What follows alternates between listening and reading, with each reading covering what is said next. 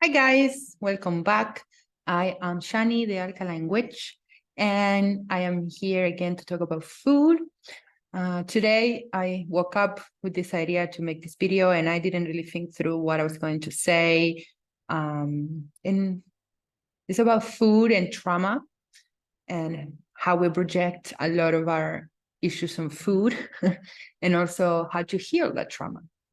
How can we make food really our medicine and not our vice or a comfort zone that we go to whenever we need to escape reality?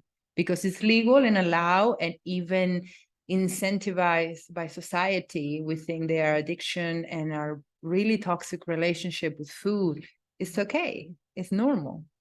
Food is the thing that most of us go to when we're trying to give up everything else. And I'm not talking about just very heavy addictions that can, change your behavior, but when people stop smoking tobacco, the first thing they do is gain weight, right? Why? Why you go to food, and where does that trauma come from? Okay, there's no one particular reason, but I think that many of us, especially women, have been deeply conditioned and traumatized. If not, we have some experiences in our childhood where food have been an issue or something that has made us feel uncomfortable with ourselves. Our relationship with food is sometimes even unfair, I would say. Like, who didn't have that friend in high school who could eat 20 burgers and she was skinny? And how many of us have to struggle with our weight and feeling guilty after eating, but being even more hungry afterwards? So there's obviously more to food than just eating and gaining fuel and energy to move. Food is a source of emotionality that, in order for you to change your patterns and have a better lifestyle and have better habits, you have to address what emotions are attached to your food. Also, from a more holistic point of view, into astrology, we look at these things too. There may be agents in your natal chart that make it more difficult to lose weight. You could eat the same as your sister right there next to you. You guys could have the same upbringing, the same lifestyle, eat the same exact amount of food, and don't experience the same metabolism, not experience the same outcome with food. Why? Your experience is the same, the food is the same, because you are essentially differently wired to other people. I experienced this in my family with my own sister. And I know that she never had the support system she needed in order to understand why her reality with food was different to ours when we were all eating the same or living under the same household. So something I always like to say that to me is quite funny, not quite funny, quite interesting, is that we have oral fixation. Humanity has oral fixation. We all do. But you have it more if you have been breastfed by your mother. That is the truth, okay? But we all have it. Even if you were breastfed by your mother, the boob is the first source of comfort we know on this planet. In its replacement, the bottle as well is a source of comfort. When you're hungry, when you're a baby, you cry. It's the only emotion you have is to communicate with the world. And when you cry, you get fed. And that food is obviously fuel, but it's also a source of comfort, a source of closeness, a source of, mom comes and hugs you, or dad comes and gives you the bottle, and you are sustained and you're fed. And that is before we have intellectual capacities to understand how everything works. And that is what we call the impronta. These are things that happen so early in our life before our intellect develops, that we only understand them with our bodies, with our emotional system. And they become, such an important information that dictates how we experience the world all our lives. It's imprinting in the skin. So that's why you can, logically think like, I need to eat better. I need to stop eating this crap, or I need to stop smoking. You know that here. But here, it's a different thing. It's a different world. Because it's imprinted. in the skin, literally in the flesh, in the body, is all there, tattooed, I would say, on you. Doesn't mean they cannot change. It means that if you don't explore this, it will be really hard to change it. So your mom feeds you, whether it's a boob or the bottle, doesn't matter. You get fed and you get comfort, and then you learn. And then, and then the separation stage begins, when you have to separate from your mom, you have to be your own person, but the oral fixation continues. Because the inner child, the most basic form of human you were when you were a baby, would never stop craving that closeness, that union, because it's coming back to that oneness you experienced before you were even born. So the more, I would say, primitive, yet the most advanced part of yourself still wants that closeness, that connection. And he knows it comes through the mouth, and he knows it comes through the touch and the feeling. And these are things we interact in the same way. We smoke and eat, Other things are also this kind of fixation, especially when we talk about sexuality. Osho always says that when a man and a woman have a sexual encounter, the first thing the man does is go for the breast, and the first thing the woman does is caress the man's hair, as in a motherly kind of manner, right? So we are just keep that in mind. You are a big, highly functioning infant who is constantly searching for comfort in the parts of the body where comfort used to be available to you when you first arrived. But why that source of comfort becomes so toxic? Why is that when we pick on something, then it's really hard to live? And remember, when you, some common knowledge today in science and psychology is that if you had, for example, parents that were alcoholics, it's very likely that if you don't repeat the pattern of alcoholism, which is one possibility, you will take on food as your source of comfort. Okay, because it's kind of like the thing that is available to you for you to soothe yourself, but it's not as destructive as alcoholism, which it is, So you picked up on that. So understand that also some of the patterns and toxic patterns that were fed to you as a child, as soon as you maybe started eating, are also coming always back to that place. Food is love, but food also can kill. And we know this because my grandma, for example, she would make such an amazing food for us all the time.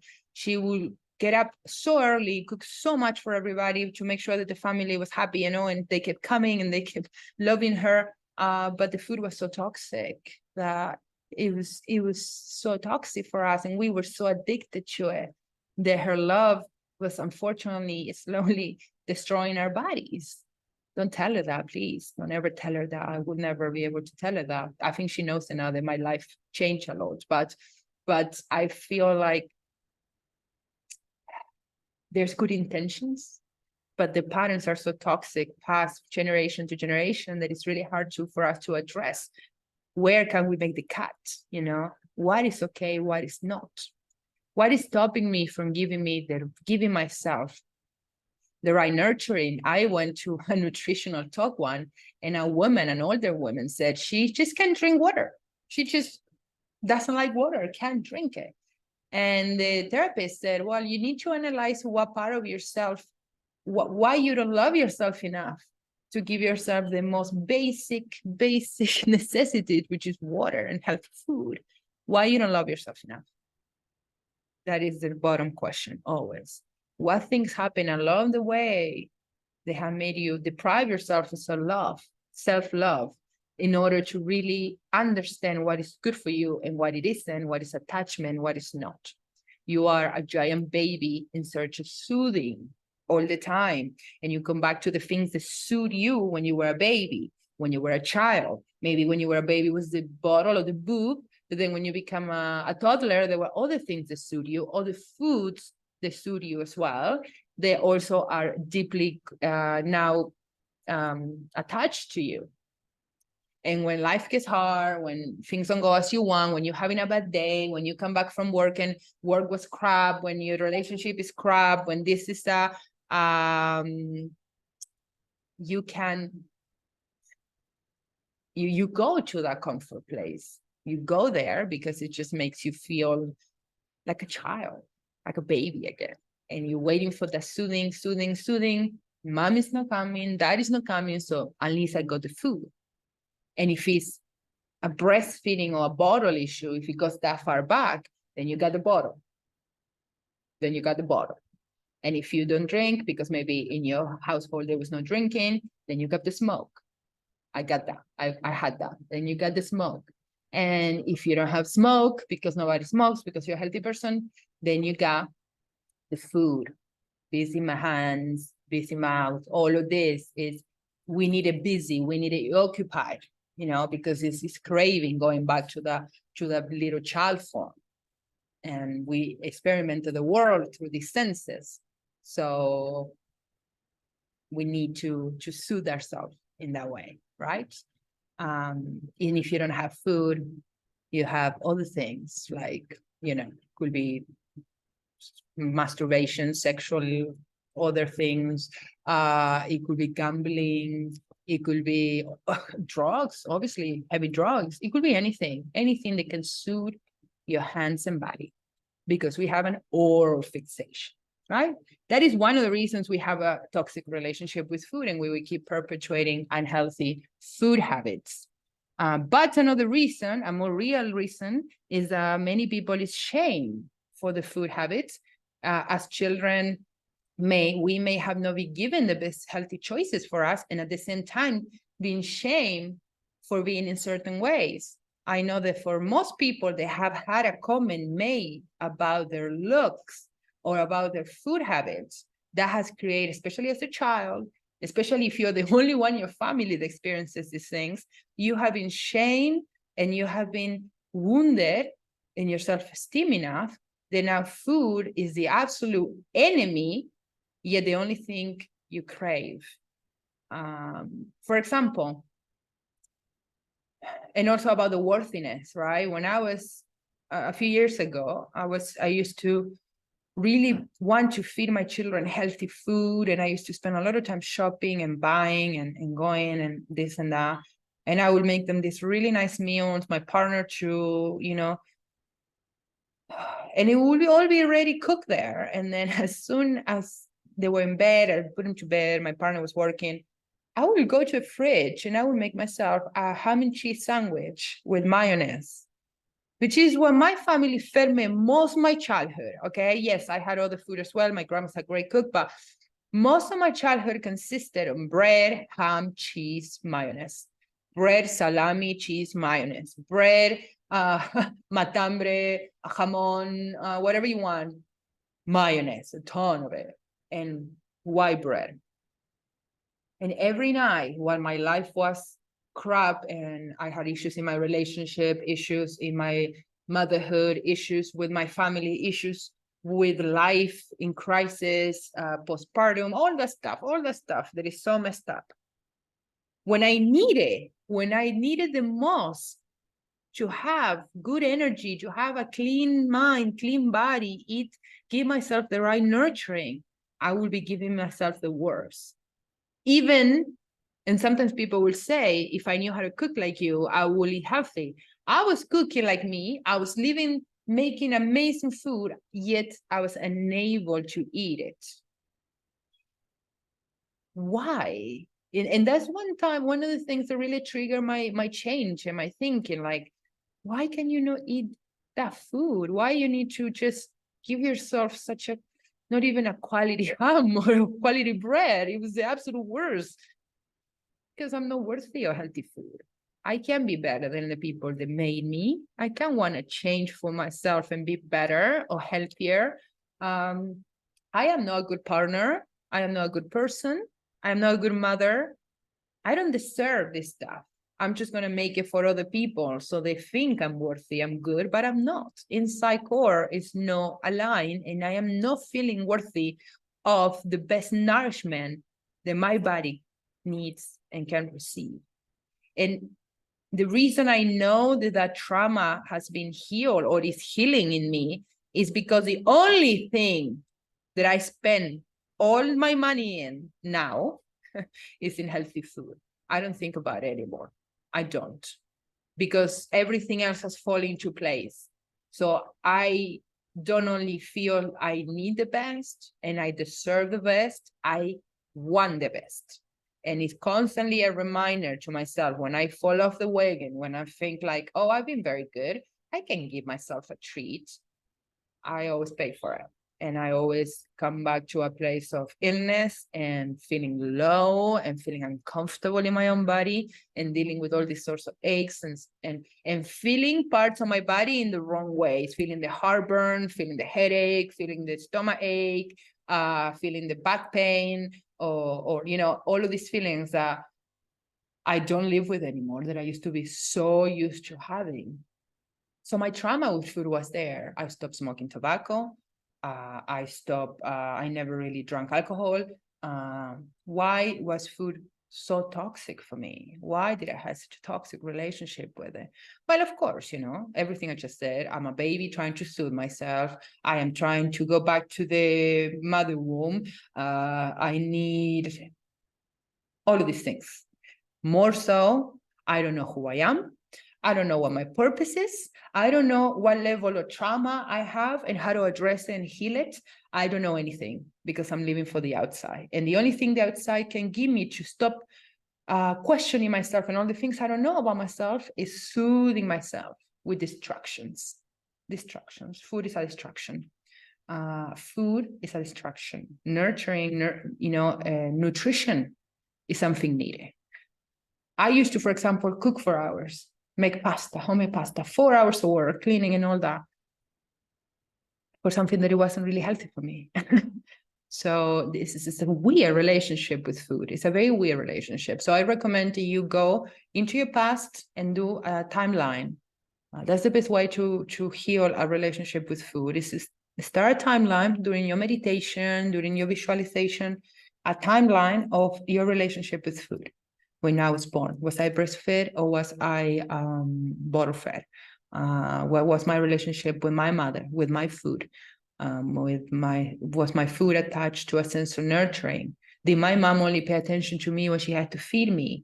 Do you remember that? Could you ask her that? Like, you used to hold me all the time, or it was just when you fed me that I got the attention from you? So now food is also a connection to attention. I need attention from people. Then after that, what was my relationship with food as I grew up? Was I ever traumatized by food? Was I ever told that I'm eating too much, or I put weight on, or should I look so chubby, or girls, you're not gonna find a boyfriend, or stupid stuff like that we all heard, or the opposite. The opposite is true as well. When you are not eating, were you ever shamed? People ever told you look too skinny? Things like that also can be really hurtful and an invasion on your own self-worth and self-esteem. Remember, the only thing that can hurt you is what you allowed in. But unfortunately, when you were a baby, you allowed things in because you didn't have a way to stop that, and the people that raised you were supposed to shield you, but unfortunately they didn't know this stuff either. They're also big babies trying to soothe themselves.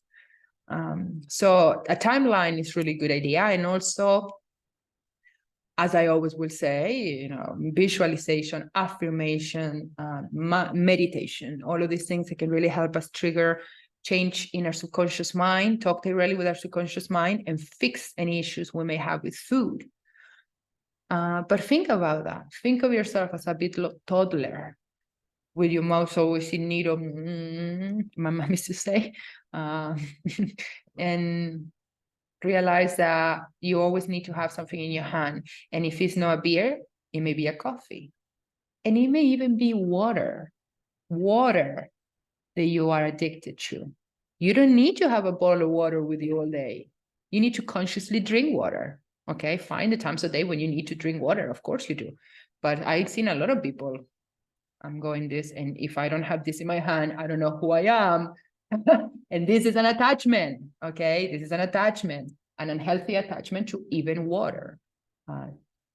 For example, my mom came to Spain and she noticed that a lot of people here, especially English people, have a glass in their hand all day long with a beer or with a glass. And she'll be like, that is weird. And I'm like, yeah. And this is not weird.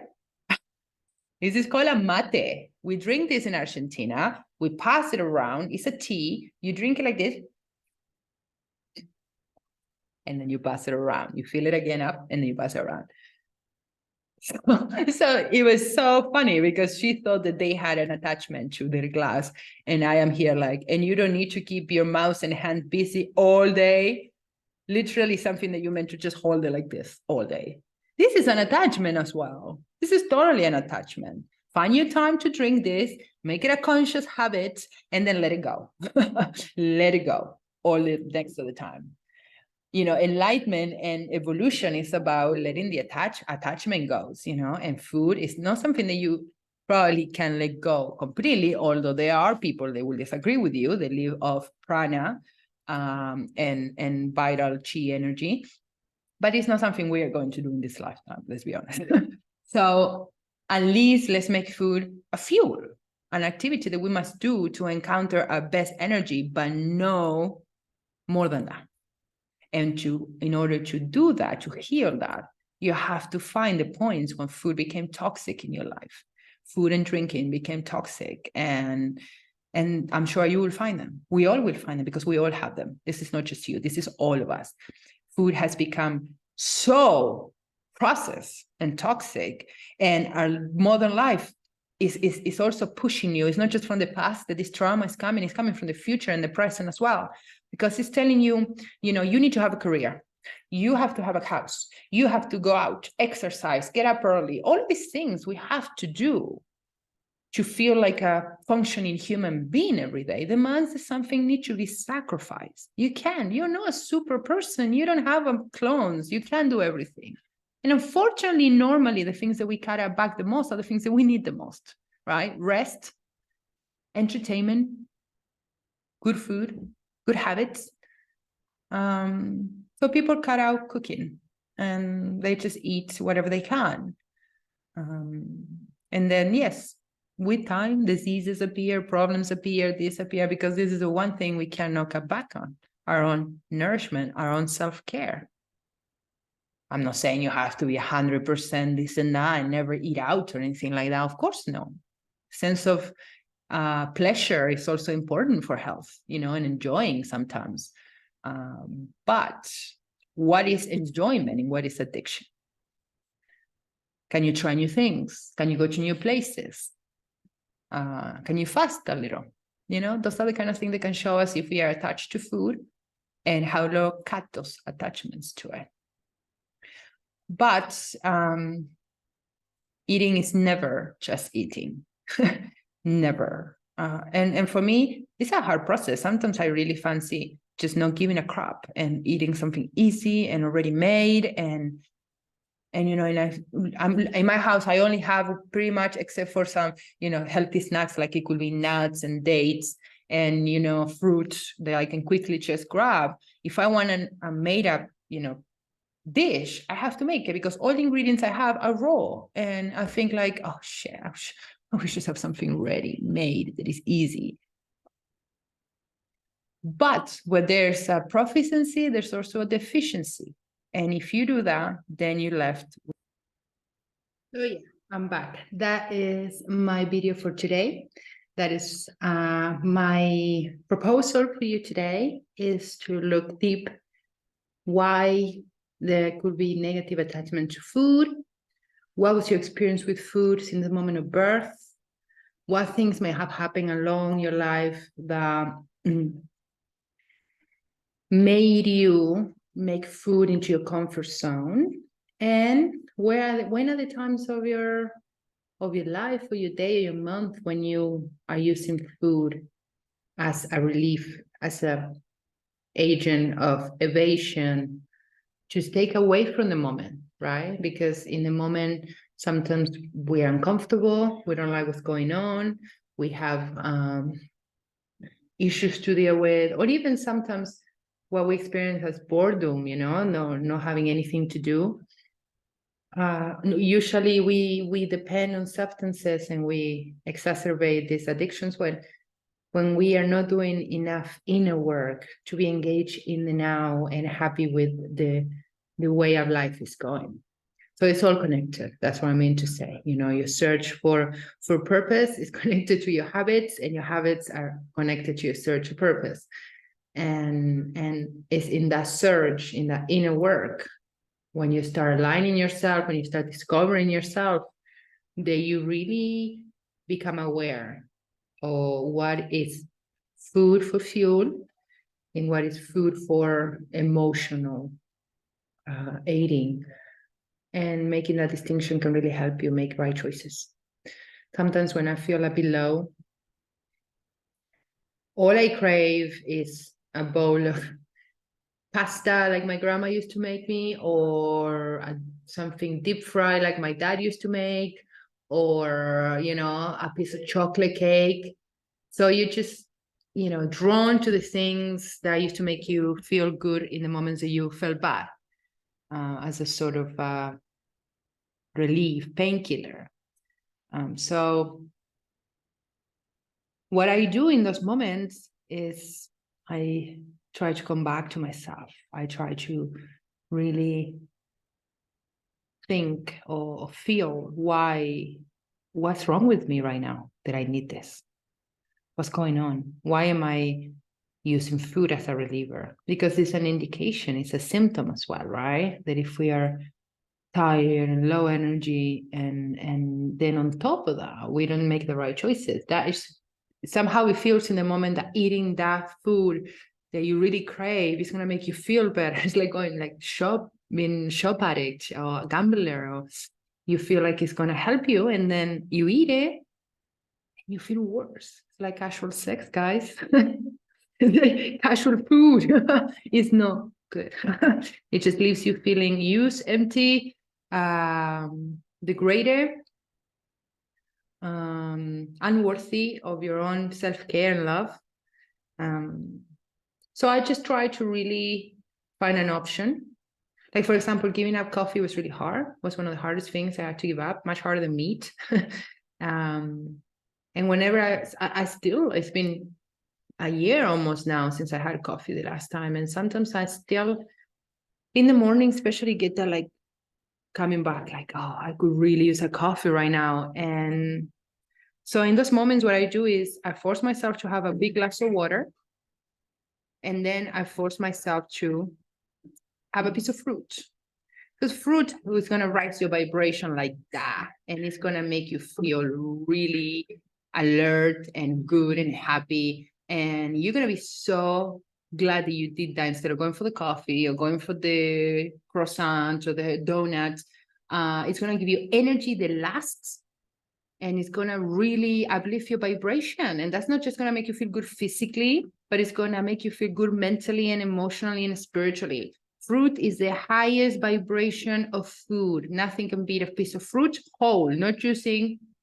Don't juice in, otherwise you're just getting the sugar rush. You need the fiber to be able to, deal with the sugar in a way that it doesn't spark your your insulin levels. So a whole piece of fruit, like Mother Nature intended, just eat it. And the other day, we did have a class, Kat, if you're watching this, you remember that, having a coffee, only one of the students having a coffee, the rest having a ginger, lemony, like, smoothie with all the goodness and all the good stuff. And the coffee crash is real. Like, people don't make it through an hour class when they have coffee.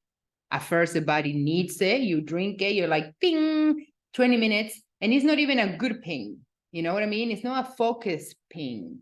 It's a exalted ping. It's a nervous ping. You start sweating, you start going. And then when the half an hour just goes, and you just mentally die. So coffee, as absolutely delicious as it is, trust me, I know. Also very bad for your kidneys, very bad for your kidneys. So not a matter of changing everything at once, but rather a matter of identifying the toxic patterns that led us to make it so hard to change for things that are really good for us. Healing traumas with food, it's something new, right? It's something that now we're starting to talk, because there wasn't an issue, because before there wasn't enough food, and also there was no processed food. So people were not as caught up with the whole eating process so much. But today and age is another obstacle that we have in our way to feeling good and living a fulfilling life. And it's just another trauma on our list to deal with. Even if you have a very healthy diet, even if you look after yourself as much as you can, you may still have a toxic relationship with food, you know? Some people take the, adding back of things to a degree which is unhealthy as well, to force yourself. Nothing forcing is good. Nothing. If the doctor tomorrow, you have to give up all of this food because your heart is about to explode, and you do so because your doctor told you, and you do so, let's just not say if you don't, it's still going to have a very negative vibration attached to it, and it's going to still cost you health. This is why the inner work of understanding ourselves and our relationship with food, with people, with things, with illnesses, awareness is the number one key, and awareness can only come from within, like I said last time. So you need to do your inner work and really heal your relationship with food. And let go of any trauma, or feel the trauma, and give yourself the, as if you were to talk to somebody you don't know, like if somebody comes to me and says, like I tell you an experience I had, a trauma I had with food that I carry with me for a long time, like I said, we used to live on sandwiches, and yes, we eat a lot of meat, we're Argentinian, a lot of pasta, a lot of processed food. Then my mom thought that, powdered mashed potatoes was the best invention on earth. And since she found it, we ate that all the time. There's no nutritional value in that. And I'm not blaming her. She didn't know any better. She was being told by authorities that this was good, and she believed it. That's the mistake. Knowledge comes from within. But I remember one time that I was with both my parents, and they bought a whole lot of bread and ham and cheese and typical lunch, just make your own sandwich kind of thing. And I would normally have a couple of them. Like I would say like probably a whole baguette or more. I used to eat a lot, and now I realize that. And I made a big sandwich because I was going to take it to my bedroom, and I was just going to read a book and eat and relax. And because it was a very big sandwich, my father said, oh, you're going to eat all that? That's all it took, guys, from my father. That is all it took. He didn't call me fat. He didn't, nothing. He just said, that's all you're going to eat. No, sorry. He said, are you going to eat all that? I started crying. My mom told him off because his sandwich was even bigger anyway. And he was just projecting, right? His own insecurity about food on me. But for me, it was a very hard thing to swallow, to be judged on how much I was eating at the time, when everybody else was eating just as much or more than me, and nobody was giving me any alternative to eat healthier, to eat less, to educate me about food. Like I say, I don't judge them, but I am aware that there's a wound there for me, a sensitive point with me. That then the ham and cheese sandwich I would have every night when my kids were in bed, it would just be a repetition of that time, Are you going to eat more? Are you going to eat more? Are you going to eat more? It was just this broken record, just repeating itself. And like I said, I'm talking about food because this is about food, but this applies to everything. If you look deep inside yourself, the food you eat is no accident. And there's a very specific point in your lifetime where something happened that triggered you, and it made you see this food a certain thing and make you feel like you're weak and you cannot leave it. And if you leave it, you're leaving all joy in life. Like used to happen to me. If you stop eating your grandma's food, what's the point of living? My grandma food is the best. But my grandma food is made with only butter, sugar, salt, and animal product. How do I, balance that out? I love my grandma's food. It was one of my big fears, like I'm not going to be tempted by it because I'm not, because I know what it does to me. But I'm going to disappoint her. Who wants to disappoint grandma, So, I did speak to her about it. And I say, Grandma, I love your food, but, so don't worry about us. And you know what she did? She went and made all the same food she always makes, but she made it vegan. And she was so proud of herself, I must say. And everybody tried the food, and she made some sugar-free cakes and pasta without gluten. And she was buzzing, and we were all buzzing. And I was so grateful that they understood my path, because I was scared to communicate these changes. And not only they understood it, they welcome it, they welcome me home, they welcome the changes eventually. The change doesn't come without resistance, guys. Just keep that in mind. What I am saying that this thing mark us more than we let show. And these comments that people made, maybe not so much, also maybe not when you were a child, maybe when you were pregnant, or when you were losing the pregnancy weight, or because you're going to treatment and you're putting on weight, which I had that happen to friends of mine, taking different medications, putting on weight, and really hard to deal with it. So it's not just anything. Let's just address it's an integral part of our health, how we see ourselves, our relationship with food, and it's an integral part of our relationship with our families and with ourselves. So measure, analyze your relationship with food, and identify the moments when it's not nurturing, when it is just an escape way, something, a way to escape. So yeah, guys, I'm gonna leave now. My son is here. Come say hi. Say hello. Who's it? Say hello. It's a video. Hello. What are you doing? Just filming a video about food, about healthy eating. Nonetheless, here we have one that needs to learn to. We learn, no? Mm-hmm. Yeah. Okay. Say goodbye. Adios. Bye. Hasta la próxima. Arrivederci.